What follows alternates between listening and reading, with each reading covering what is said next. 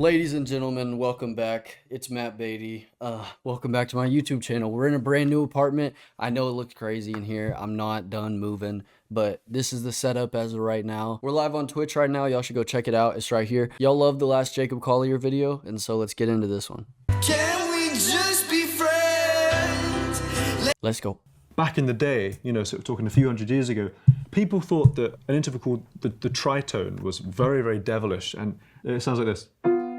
He's not wrong. It is a funky ass sound. It's like that. It doesn't sound very good. It can sound good though. Okay, sorry. Let's watch. Tech support, music theory support. Let's go. We have a question from David Brown. I don't know the difference between pitch and timbre. Pitch and timbre are two very different things. The pitch of a note is how high or low the note is. So here's a high note, and here, that's a very low note. Timbre is the kind of texture of a note, or the quality a note has. Ah, that's an E flat. Ah, they're the same note, they're both E flat. But one has the timbre of a MIDI piano, and then the other is it's a human voice. So both very important variables. I'd highly recommend you explore them both. He's not wrong. He's not wrong. Her name is Rachel Chop Suey, and the question is, like, what the hell is reharmonization? Well, okay, I've heard of this, but I'm very intrigued on what he's gonna say because I actually don't. I just want to hear it explained. Harmonization is when you take a harmonization and you sort of shuffle it up a bit. Just so you know, there are infinite ways to harmonize everything. Just by way of example, let's take the song Hey Jude, which you probably do know, and if you don't know, it's pretty tragic, I'm not gonna lie. Now, Hey Jude, I think, is in an F major.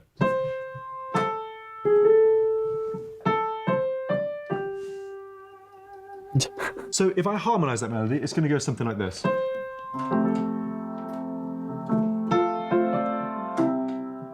Yeah.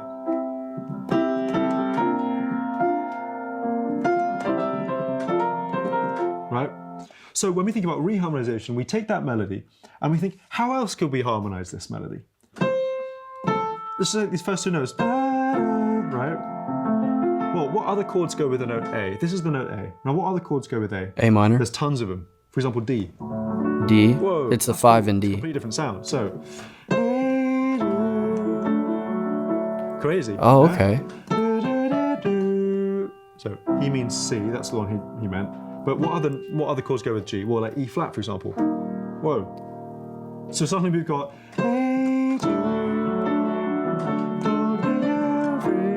It's like, what are you doing, bro? And then, yeah.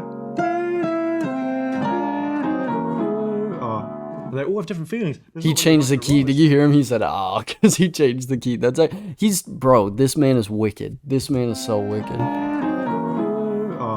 they all have different feelings. There's not really a right and a wrong. There's just, what do you feel is good? What do you feel is right? That, Rachel, is what reharmonization is. And the question reads as follows. What would you call the second mode of the major pentatonic scale? In C, it's the notes C, D, F, G, and B flat. I've seen suspended Dorian pentatonic in some other terms. I love the scale, I use it a lot, but I'm not sure. Okay, way too fast. I have to read this. What would you call the second mode of the major pentatonic scale? In C, it's the notes C, D, F, G, B flat. I've seen suspended Dorian pentatonic some other terms. I love this scale and use it a lot, but I'm not sure what to call it. So it's the 1, 2, 4, 5, and the flat 7. It's a pretty nice scale. You can use it. It's a nice scale, but would it not be Dorian pentatonic? Here, let's see what he has to say. To call it suggestions. Well, this is the sound of it. So I guess that's what it's called, really. This is a question from Scott Jasnow. Bro did not answer at all, bro. Bro. It's a short question, very simple, very important. It's what is middle C? This note right Middle here. C is. If he's right, if this man just got that note right because of his perfect pitch, I'm gonna be pissed. He said, I don't like him. I don't like him. Is the note that's kind of in the middle of the piano, kind of, because you got Kind C, of. you got That's C, fair. You got C, and you got C, you got C, and you got C, and then in the middle you got this one. Yeah, what's called C4. It's like the fourth C on the piano, and I guess it's like the most accessible C, which is itself the most accessible key. Here's a question from Ralph. Question: is it ever too late to learn piano/keyboard? I'm about to enter my 4th decade of existence, and I told myself this year for my learn something new, it would be piano/keyboard.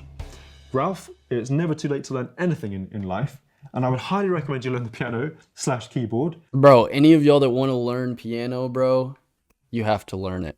You can do it. I taught myself. You can teach yourself.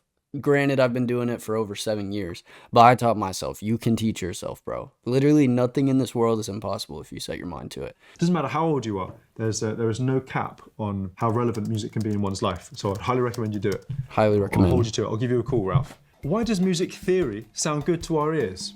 Is it science? Someone, please answer. I guess first of all, music theory doesn't really sound like anything. Music theory sounds like parchment. Music sounds like stuff though, and I guess the honest truth of the matter is, no one really knows. It's a bit of a mystery. Next up, what's the saddest key in music? There is no answer to this question. There's not one sort of objectively saddest key. Minor chords and major chords tend to reflect certain moods, which I think to a certain point they do. So if you take E flat minor versus E flat major, one perhaps is slightly brighter than the other. Yeah? I personally think what makes a chord sad is not necessarily whether it's major or minor, but the context within which you hear the chord. So say I'm in A flat minor, for example. Sometimes I'm in A flat minor. Right? If I go...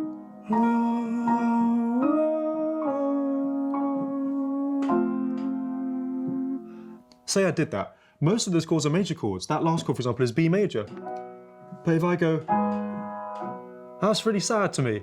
The context of B major coming from A flat minor is what makes that sad. First of all, I have to commend this username. Human equivalent of arson.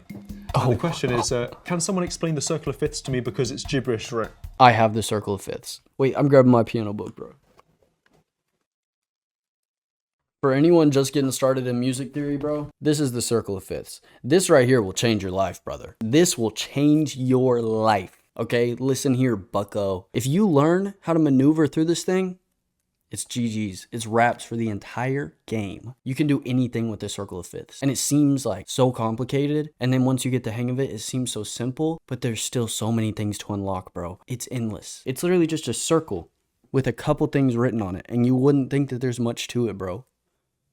Endless. Endless possibilities, bro. You could spend hours just using this one method, bro. I love it. You should love it. You don't have to love it if you don't, but let's see what this man has to say about it.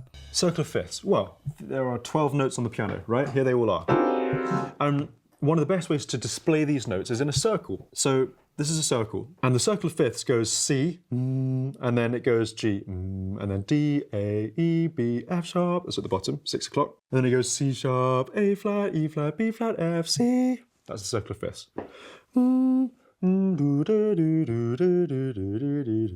I find this a really useful resource because keys that are close to each other live in a kind of similar space, and chords that are far away from each other have a very different relationship, but you can see some of those patterns very clearly. Every note is a fifth apart. Here's a very good question.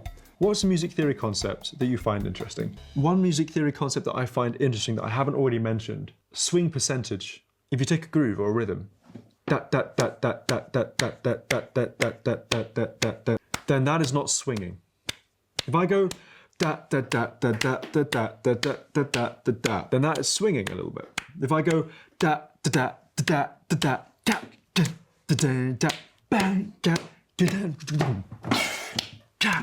that's really swinging. That's like swinging really hard. So also, some of the best music in the world is swinging, bro. Almost all of the best songs you will ever hear, especially old music, bro, they swinging the hell out of that thing. Hound Dog by Elvis Presley, great example of this. It's like swings like crazy. You ain't nothing but a hound dog. Okay, anyways. What is the devil's interval and why is it so evil? Back in the day, you know, sort of talking a few hundred years ago, people thought that an interval called the tritone was very, very devilish, and it sounds like this.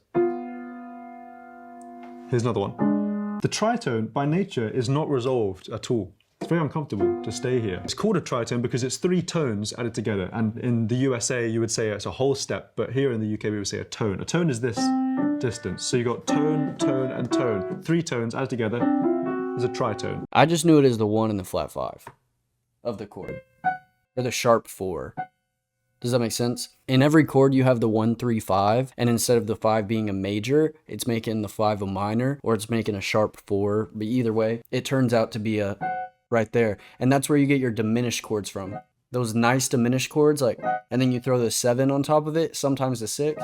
And that's where you get like that tension that they use. They use it a lot in orchestral music. They'll use it to clash the instruments together. But the main part is always that tritone, that gives you a little uneasy feeling. But it's so cool to me. I don't know.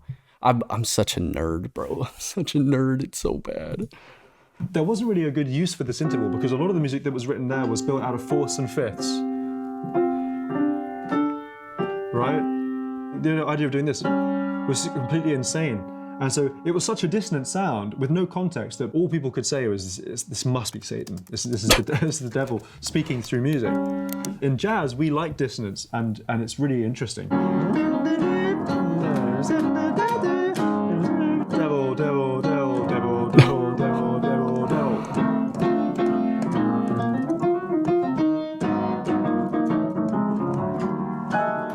Here's an excellent question. That was beautiful. That was The beautiful. second question from you, Janet. I'm glad you're asking so many good questions. How do you change a C major chord into a C minor chord? Like that. If you're in G, it's super easy.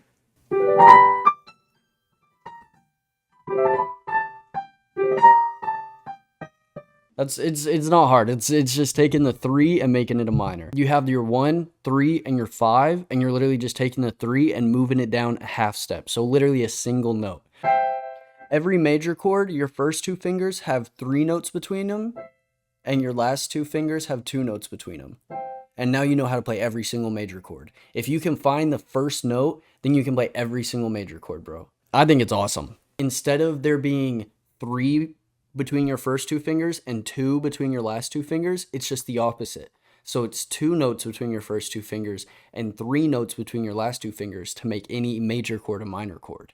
You're literally just moving that middle note down a single note, and that's all it takes. Let's see what he has to say. C major chord, and you just think, I want this to be C minor. And it's a very, very simple equation to solve. You take the E, and you weigh it down. 1, 2, 3. And it's a minor chord. Just make that third slightly flatter. Put some weights on it, give it some luggage or something. Yeah. Here is a more practical question from KK. What do the piano pedals do? A piano has normally 3 pedals. The pedal on the right, that one is called the sustain pedal. And so when I play lots of notes, with no pedals pressed down, they're short. If I put the pedal down, the sustain pedal down,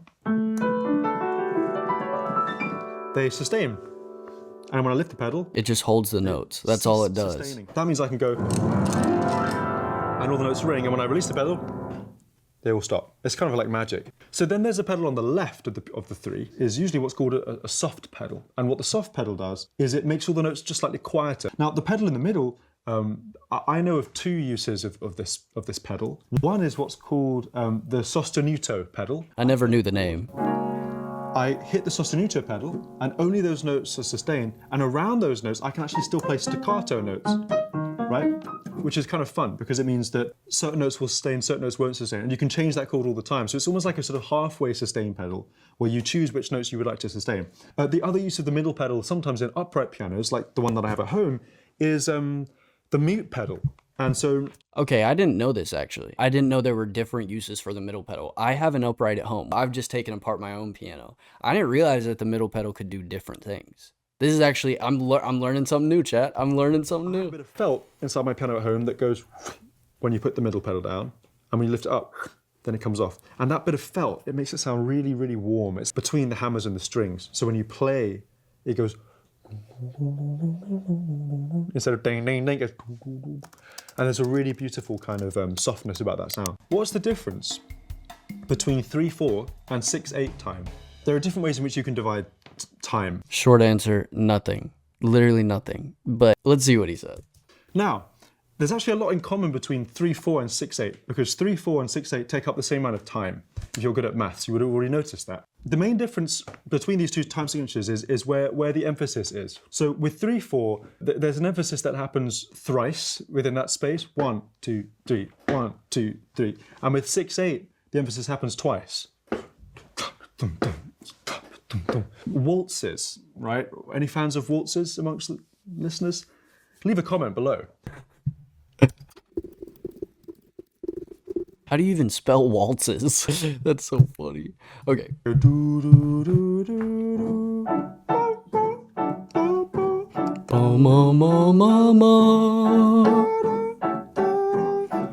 what's an example of 6/8? There's a tune called My Bonnie Lies Over the Ocean. My Bonnie lies over the ocean, so bring that body to me. Bring back, oh, bring my body to me, to me. That's 6/8. It's like a cradle.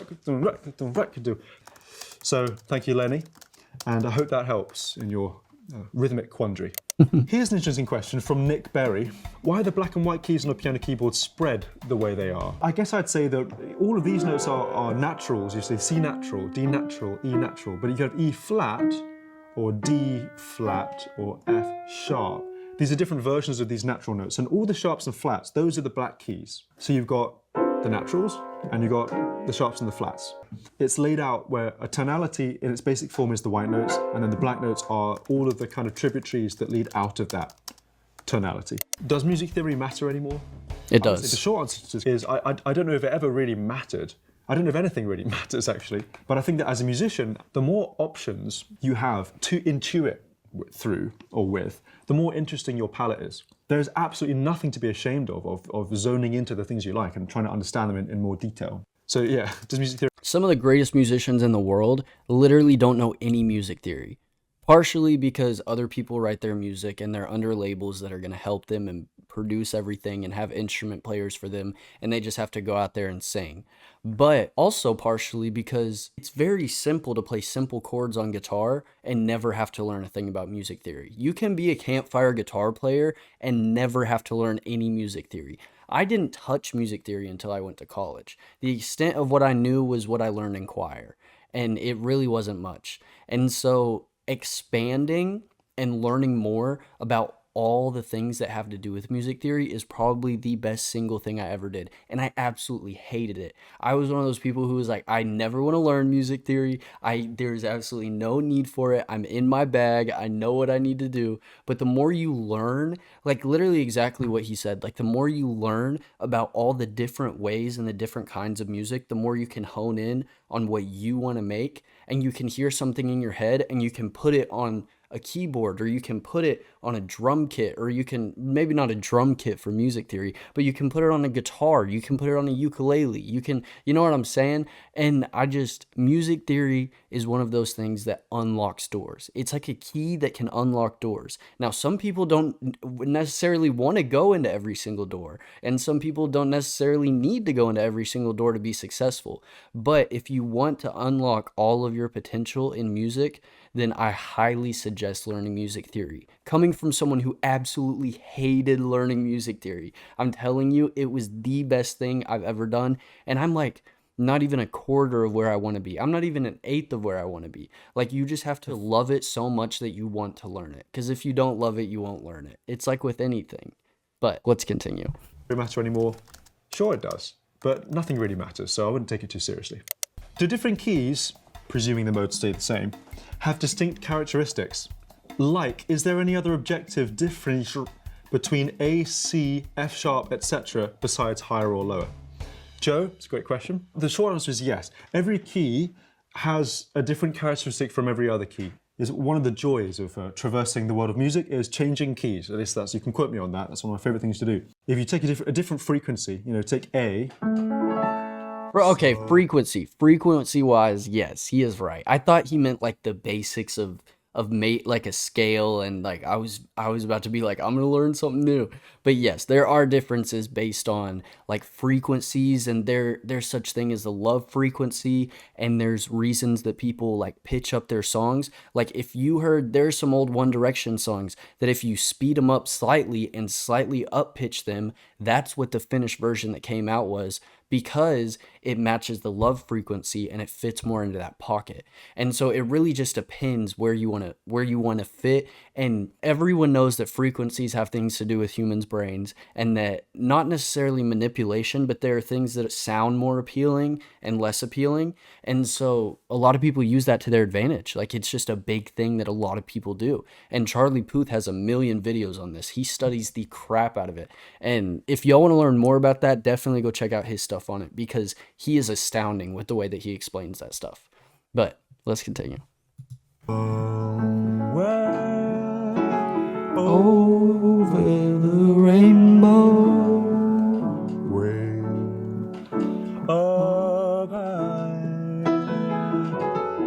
That has a different feeling. That's from beautiful. Somewhere over the rainbow, way up high. Yeah, it's different vibe. Every key is a new world, and so the more ways you have of changing key and opening doors into new keys, the more exciting it is to be a human on planet Earth. Ladies True. and gents, that concludes this session. Thank you for such brilliant questions. I hope that I've been remotely helpful. It's been wicked fun answering them all, and it's made me think on my feet, which is great. Thanks for sticking around. Let's do this again sometime. Catch you later. Okay, that was a great video. I actually loved that video. I love that man. And okay, for those of y'all that don't know, I saw Jacob Collier live in Dallas, and I think he's phenomenal. I think he's awesome. He went on stage and played like 15 different instruments. He is like, music theory wise, he is absolutely mind blowing. There's a video where someone said, is he actually a genius, or is he just able to convince people that he's a genius? Personally, I think he is. I think the way he explains things and dumbs it down to a regular human to be able to understand like what he's trying to like talk about, I don't know, it blows my mind, because he can explain things very easily.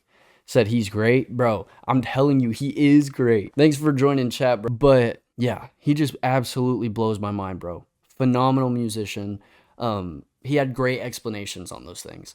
And so, yeah, I appreciate y'all hanging out with me. If y'all want to go see that video, I'll link it down below. And I love you. Jesus loves you. Go have a beautiful day. See y'all next time. Peace.